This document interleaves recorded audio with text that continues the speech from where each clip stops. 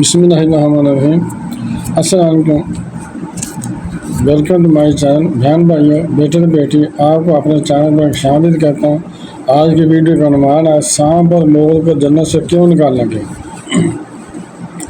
تو آج کی ویڈیو بہت اہم ہے، بہت محنت سے آپ کے لیے بنائی گئی ہے، اس لیے آپ کو چاہیے کہ اگر آپ میرے چینل پر نئے ہیں پہلے چینل کو سبسکرائب کر دیں اور بیل کو دبا کر آل پر کلک کر دیں تاکہ میری آنے والی اچھی سے اچھی ویڈیوز آپ کو ملتی رہیں۔ چلو دیکھتے ہیں اس ویڈیو میں کہ سانپ اور مور کو جنت سے کیوں نکالا گیا۔ ناظرین، آج کی اس ویڈیو میں ہم آپ کو بتائیں گے کہ اللہ تعالیٰ نے سانپ اور مور کو جنت سے کیوں نکالا۔ انہوں نے ایسا کیا گناہ کیا تھا کہ اللہ تعالیٰ نے ان کو جنت سے نکال دیا اور ان کو بدصورت بنا کر زمین پر نازل کر دیا۔ اور چھپکلی نے ایسا کون سا گناہ کیا تھا کہ حضور پاک صلی اللہ علیہ وسلم اس کو مارنے کا حکم دیا۔ سانپ اور مور جنت سے آئے ہوئے جانور ہیں۔ جنت میں گھومنے پھرنے اور کھانے پینے کو بہت کچھ تھا، لیکن جنت میں اکیلے اور تنہا ہونے کی وجہ سے حضرت آدم علیہ السلام اداس رہتے تھے۔ اللہ تعالیٰ نے حضرت آدم علیہ السلام کی بائیں پسلی سے اماں حوا سلام علیہ کو پیدا کیا۔ یوں حضرت آدم علیہ السلام اور اماں حوا سلام علیہ کا ساتھ پا کر خوش ہو گئے اور وہ دونوں جنت میں خوشی خوشی رہنے لگے۔ اللہ تعالیٰ نے ان سے ارشاد فرمایا کہ تم دونوں جنت میں جہاں چاہو گھومو پھرو، جو چاہو کھاؤ پیو، مگر خبردار اس درخت کے قریب مت جانا اور نہ ہی اس درخت کا پھل کھانا۔ اگر تم نے ایسا کیا تو ظالموں میں سے ہو جاؤ گے۔ سانپ اور مور بھی اس وقت جنت میں رہتے تھے اور وہ دونوں بھی جنت سے باہر آیا جایا کرتے تھے۔ اس وقت سانپ کے پاؤں بھی تھے اور اس وقت سانپ کے منہ سے ابرک کی خوشبو بھی آتی تھی، اور مور خود جتنا خوبصورت دکھائی دیتا ہے وہ اس وقت کہیں زیادہ خوبصورت ہوا کرتا تھا۔ جب وہ جنت میں رہتا تھا تب اس کے پاؤں بھی خوبصورت ہوا کرتے تھے۔ ایک دن جب وہ دونوں جنت سے باہر آئے تو ان کی ملاقات شیطان سے ہوئی۔ شیطان نے ان دونوں سے کہا کہ مجھے بھی اپنے ساتھ جنت میں لے چلو۔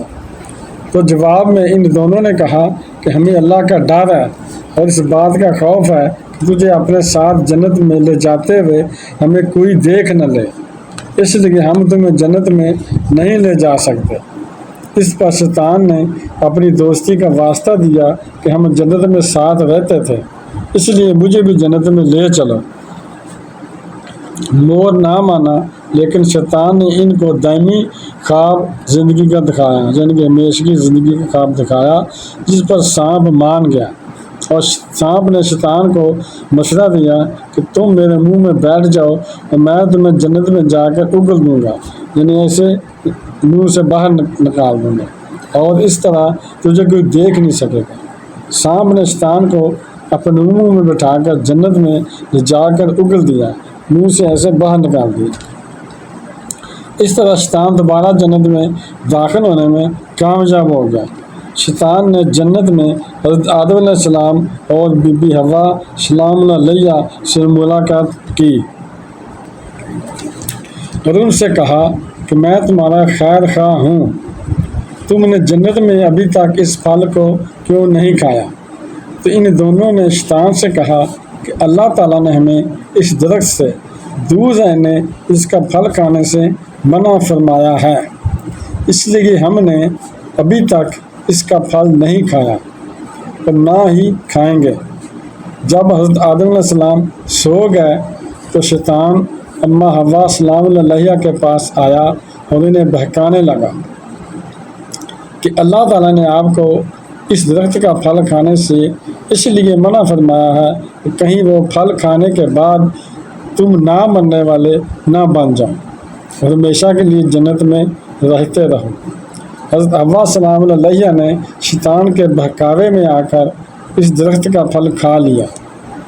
حضرت آدم علیہ السلام جب سو کر اٹھے تو اماں حوا سلام علیہ نے اس درخت کا پھل آپ کو کھانے پر مجبور کر دیا اور وہ پھل حضرت آدم علیہ السلام کو کھلا دیا۔ جیسے ان دونوں نے اس درخت کا پھل کھایا تو فوراً ان کا جنت کا لباس اتر گیا۔ تب اللہ تعالیٰ نے ان دونوں سے کہا کہ میں نے تم سے اس درخت کے پاس جانے اس کا پھل کھانے سے منع کیا تھا، مگر تم دونوں نے میری بات نہ مان کر اس درخت کا پھل کھا کر اپنی جانوں پر ظلم کیا ہے۔ تب ہی حضرت آدم علیہ السلام اور بی بی حوا سلام علیہ کو اپنی غلطی کا احساس ہوا اور انہوں نے اللہ تعالیٰ سے معافی مانگی، تو اللہ تعالیٰ نے انہیں معاف فرما دیا اور ان دونوں کو جنت سے نکال کر زمین پر نازل فرما دیا اور فرمایا کہ زمین پر ایک خاص مدت تک تمہارا ٹھکانہ ہے اور تم زمین پر ہی رہو گے۔ اللہ تعالیٰ نے شیطان کو جنت میں لانے پر مور کی خوبصورتی چھین لی اور جن پاؤں سے وہ شیطان کو جنت میں لے کر آیا تھا انہیں بدصورت بنا دیا، اور سانپ نے مور کو شیطان کی مدد کرنے کا مشورہ دیا تھا، تو اللہ تعالیٰ نے اس کے منہ سے ابرک کی خوشبو جو دی عطا کی ہوئی تھی چھین لی اور زہر بانٹ دیا، اور سانپ کی ٹانگیں چھین کر مور اور سانپ کو جنت کی اس خوبصورت جگہ سے ہمیشہ کے لیے نکال دیا، زمین پر پھینک دیا۔ پیارے ناظرین، چھپکلی ایک رینگنے والا جانور ہے جو عام طور پر ہر گھر میں پایا جاتا ہے۔ چھپکلی کی کچھ قسمیں بالکل زہریلی نہیں ہوتی، لیکن بعض ایسی زہریلی ہوتی ہیں کہ اگر وہ کسی انسان کو اپنی زبان لگا دے تو انسان مر سکتا ہے۔ پیارے ناظرین، تذکرۃ الاولیاء میں ہے کہ ایک شخص حضرت علی رضی اللہ عنہ کے پاس آیا اور عرض کرنے لگا کہ یا علی، چھپکلی کو مارنا جائز ہے یا نہیں؟ تو حضرت علی رضی اللہ عنہ نے فرمایا کہ نبی پاک صلی اللہ علیہ وسلم نے ارشاد فرمایا ہے کہ چھپکلیوں کو مارو، کیونکہ یہ حضرت ابراہیم علیہ السلام کی آگ پر پھونکیں مارتی تھی۔ چھپکلی کو واحد مخلوق ہے کہ جب نمرود نے اللہ تعالیٰ کے نبی حضرت ابراہیم علیہ السلام کو آگ میں ڈالنے کا فیصلہ کیا تو ہر جانور اس آگ کو بجھانے کی کوشش کر رہا تھا، مگر چھپکلی خوش ہو کر آگ کو بھڑکا رہی تھی، پھونکیں مار رہی تھی۔ تب اللہ تعالیٰ نے اس پر لعنت بھیجی اور اسی وجہ سے اس کو مارنے اور اپنے گھر سے بھگانے پر کوئی گناہ نہیں۔ اور حضرت علی رضی اللہ عنہ ارشاد فرماتے ہیں کہ اس زمین پر کچھ مخلوقات ایسی ہیں جو انسانوں سے ناخوش ہیں اور انہوں نے شیطان سے وعدہ کیا ہوا ہے کہ وہ انسان کو ہر طرح سے نقصان پہنچائیں گی۔ ان میں سے ایک چھپکلی بھی ہے۔ حضرت آدم علیہ السلام کی تخلیق سے لاکھوں سال پہلے اس زمین پر چھپکلی کا ہمدان کثیر تعداد میں رہتا تھا اور لاکھوں کی تعداد میں بڑھنے لگا۔ انہوں نے زمین پر اتنا ظلم کیا کہ اللہ تعالیٰ نے زمین پر عذاب نازل کر دیا اور اس نسل کو ختم کر دیا، سوائے اس کے جو بہت چھوٹے تھے جو زمینوں، غاروں اور پانی میں چھپ گئے۔ جیسے وقت گزرتا رہا وہ بغض اور حسد اپنے آپ میں پالتے رہے، اپنے سینوں میں پالتے رہے، یہاں تک کہ حضرت آدم علیہ السلام کا زمانہ آ پہنچا اور شیطان نے اس نسل کے وجود میں یہ بات ڈال دی کہ تمہاری نسل کو حضرت آدم علیہ السلام کے لیے ختم کر دیا گیا تھا۔ تبھی سے اس نسل کی مخلوقات انسان سے نفرت کرتی ہے اور کوشش کرتی ہے کہ انسان کو نقصان پہنچایا جائے۔ چنانچہ بہت سی حدیثوں میں بھی چھپکلی کو مارنے کا حکم دیا گیا ہے۔ ایک موقع پر حضور پاک صلی اللہ علیہ وسلم نے فرمایا کہ کوئی شخص کسی چھپکلی گرگٹ کو پہلی چوٹ میں مار ڈالے اس کے لیے 100 نیکیاں لکھ دی جاتی ہیں، اور دوسری چوٹ کے مارنے پر اس سے کم اور تیسری چوٹ سے مارنے پر اس سے کم۔